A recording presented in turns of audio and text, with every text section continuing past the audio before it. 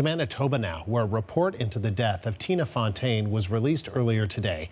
She is the 15-year-old whose body was pulled from Winnipeg's Red River in 2014.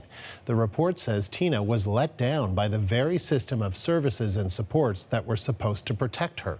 Here are a few highlights.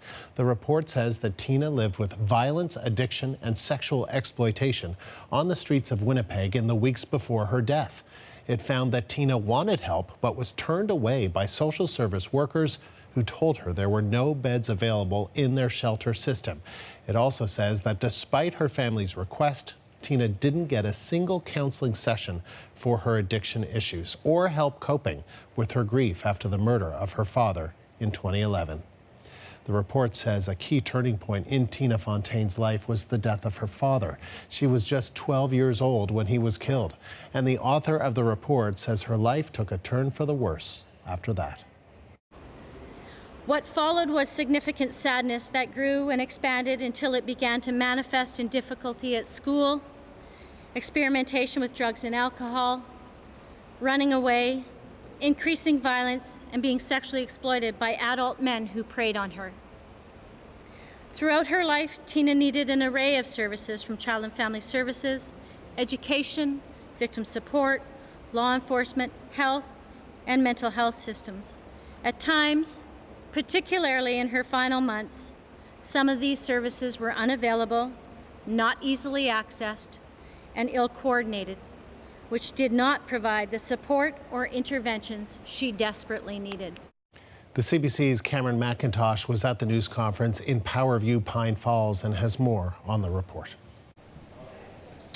Well, Andrew, you know, this is 115 pages of very much anticipated report, and a bittersweet day here in the community of Saugeen. This is where Tina Fontaine was from. These are the people in this room here, many of them that knew her. To them, this wasn't just a name in the newspaper or a headline. This was a person, and the Manitoba Advocate for Children and Youth wanted to make that point by releasing this report here today.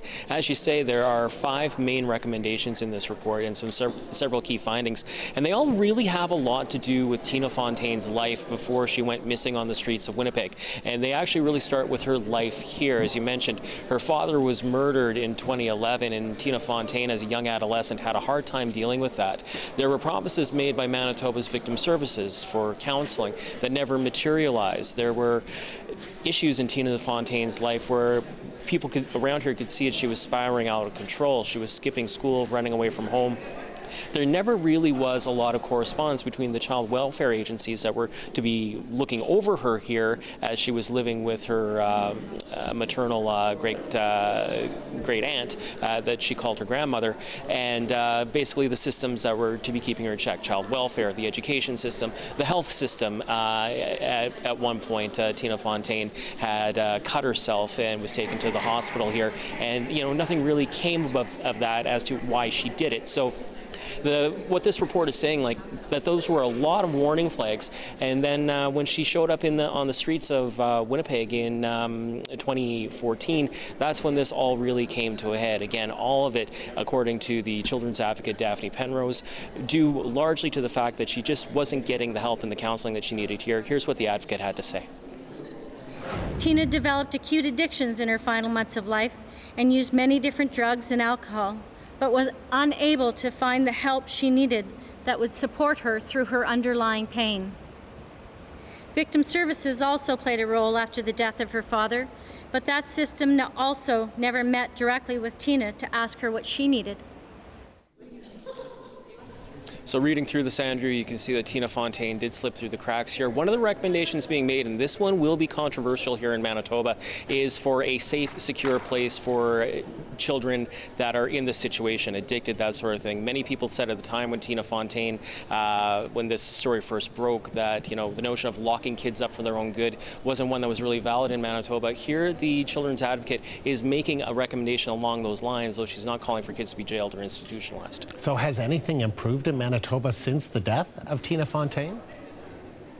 Well, there certainly have been changes. Tina Fontaine, many people will recall, her final placement was in a hotel in downtown Winnipeg that she just walked out of and went missing. That policy no longer exists here in Manitoba. Also, this report itself, before it was even written, changed the law in Manitoba here. Previously, reports into the deaths of children in the child welfare system were secret.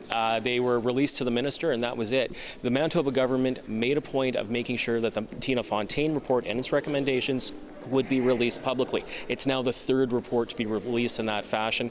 The Advocate's Office here is also talking about setting up a website, that basically a checklist to track the government's progress on keeping up with recommendations. Now, all that said, we did ask the Advocate today if she saw anything in her investigation that showed a lot of improvement in the system. She said she didn't really see any boxes or concerns that she would have had with Tina Fontaine get checked.